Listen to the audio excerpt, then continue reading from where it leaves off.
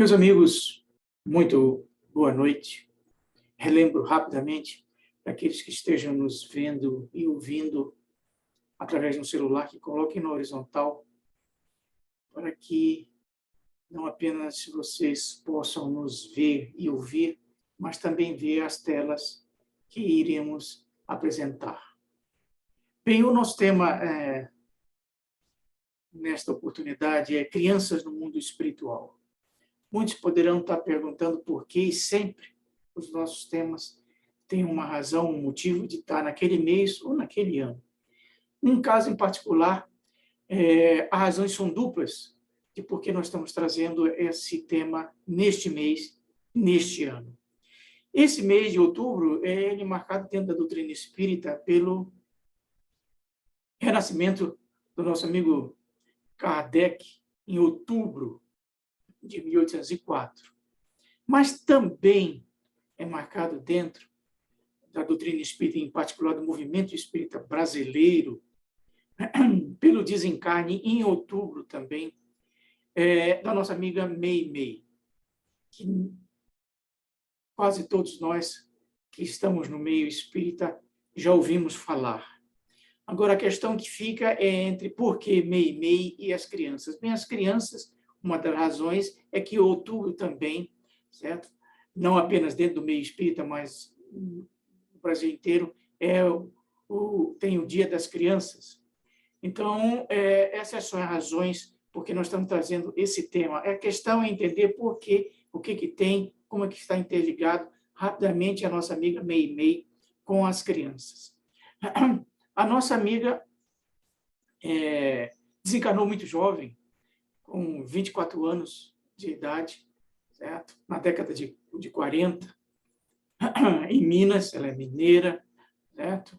E na época em que ela desencarnou, em 1946, ela não era espírita, assim como seu esposo, Arnaldo Rocha, que também é um personagem dentro do movimento espírita brasileiro importante. E eles foram casados muito pouco tempo, certo? Dois anos apenas, porque ela já vinha com algum problema de saúde. Esses problemas de saúde se agravaram durante os 2 anos de casamento, e ela vem a falecer por múltiplos problemas orgânicos ligados à física, ao fígado e outros. E, nessa época, o nosso amigo Arnaldo Rocha não era espírita, certo? E, alguns meses depois, por esses acasos da vida, entre aspas, eles cruza com o nosso amigo Chico Xavier. E o Chico Xavier, com a sua vidência, com a sua audiência, certo? Ele demonstra claramente que havia um espírito que estava ao lado dele e com tais e tais características que o Arnaldo Rocha vem identificar que era da sua esposa. E a partir desses encontros com o Chico é que o nosso amigo Arnaldo Rocha se torna espírita e, após alguns anos, ele vem a dirigir um grupo em Pedro Leopoldo, ainda, certo? Que tinha a participação do Chico Xavier, que era um grupo mediúnico de desobsessão, que tinha como um dos mentores a Meimei, exatamente. Não apenas a Meimei, mas o André Luiz, o Emmanuel e outros mentores, certo? Esses trabalhos no grupo Meimei, certo? Lá em Pedro Leopoldo, deu origem a 2 livros, chamados Instruções Psicofônicas e Mensagens do Grande Além, Vozes do Grande Além. Todos os 2, que é a compilação de mensagens recebidas pelo Chico na forma de gravação de áudio, certo? De mentores ou espíritos que vinham ser tratados durante as reuniões. Então, a nossa amiga Meimei, desde aquela época de 40, já começou a ter um trabalho intenso dentro da doutrina espírita. E a ligação dela com as crianças é que, exatamente por ela ter tido um tempo de casamento muito curto, ela não conseguiu ter filhos. E esse foi sempre um grande anseio dela, mesmo estando encarnada, e, de certa forma, ela tinha intuitivamente que ela não iria conseguir engravidar e ter filhos. Então, ela tinha sempre um carinho especial pelas crianças já encarnadas. E esse carinho ficou patente, certo?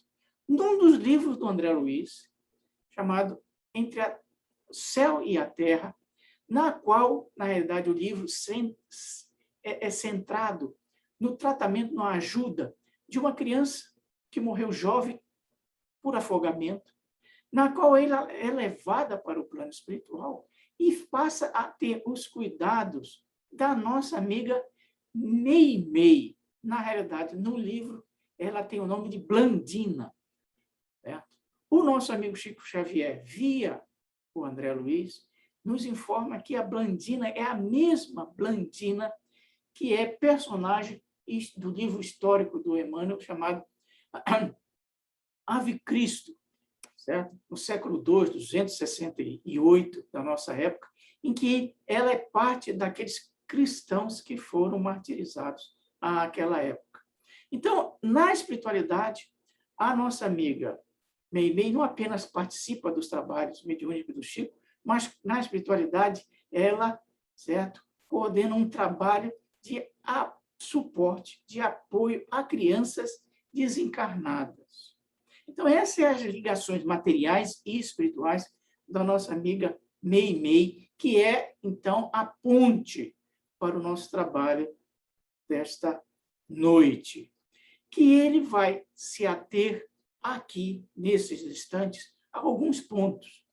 O nosso amigo Chico Xavier, não apenas através da Meimei, que a Meimei psicografou através dele 8 livros, mas o Chico, em todo o seu tempo de mediunidade, nos seus mais de 70 anos de mediunidade, ele fez mais de 60 livros, nas quais retrata comunicações, depoimentos de espíritos que já desencarnaram. Desses mais de 60, 30 têm comunicações, depoimentos de crianças e jovens.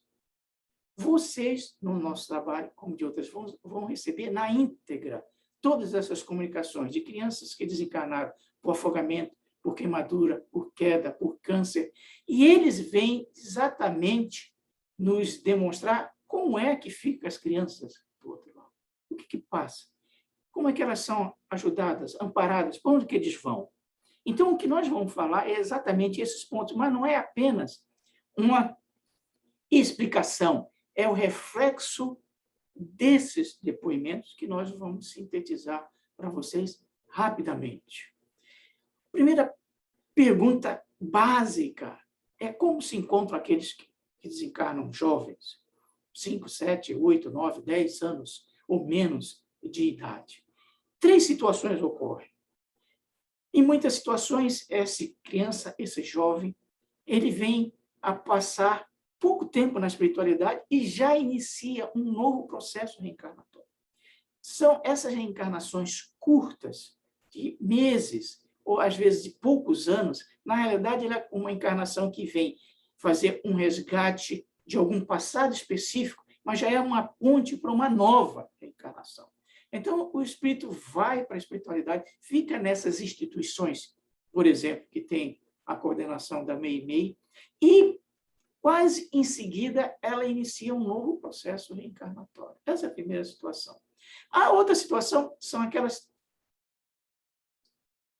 espíritos nas quais desencarnam, muito jovem, não tem uma reencarnação programada de forma imediata, então eles passam para a espiritualidade e entram num processo, entre aspas, de crescimento na espiritualidade, por alguns anos.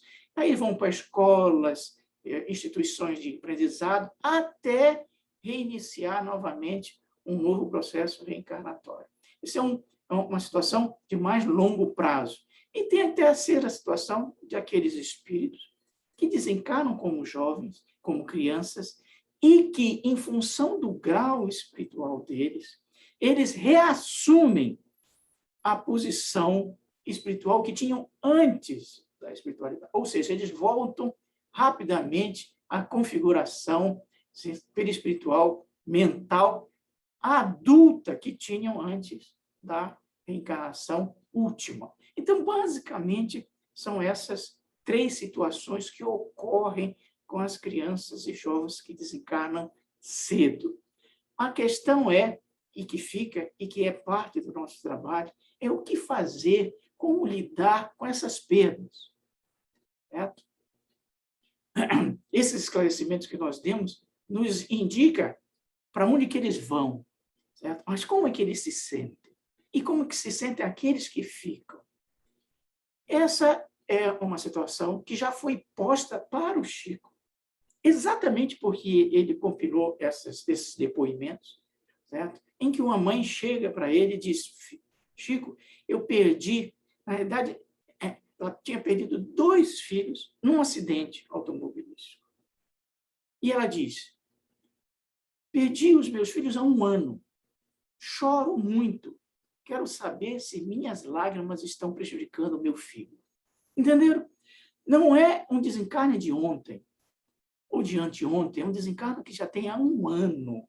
E desse 1 ano, ela permanece num estado, certo? De pesaroso, de tristeza, ou aquilo que se chama de luto, mas é um luto de longo prazo, de lágrimas. E ela pergunta se isso está afetando espiritualmente o seu filho.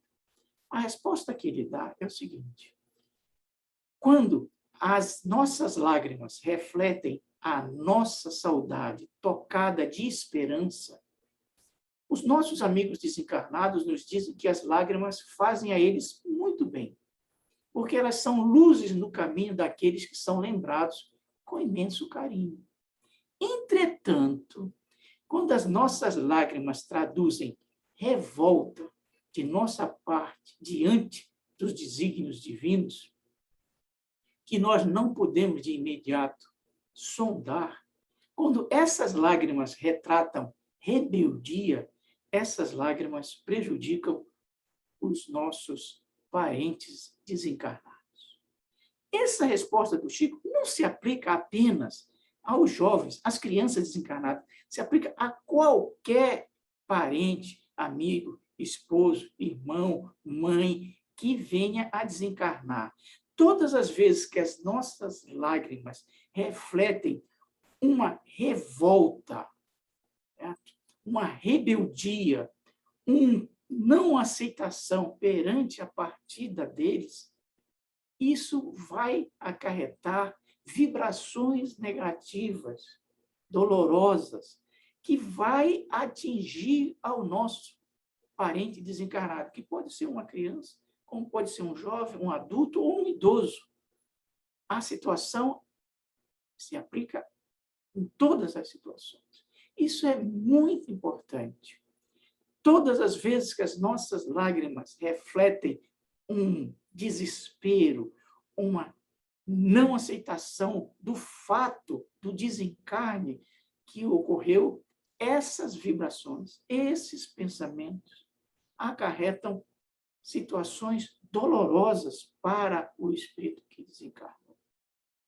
E vocês poderiam perguntar, mas é isso que você está falando, ou que o Chico? Mas o que efetivamente, se fosse você perguntar para um deles, o que ele diria?